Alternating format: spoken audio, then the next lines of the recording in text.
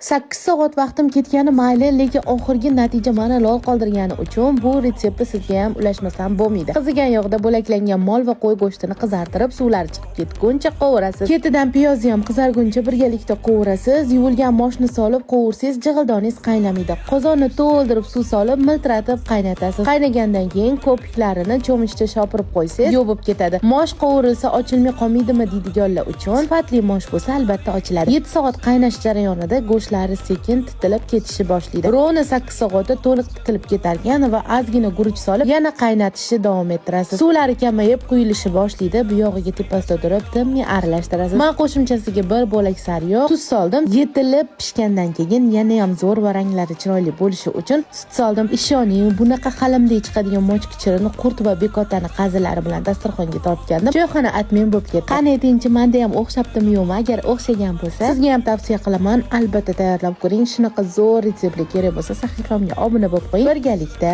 o'rganamiz.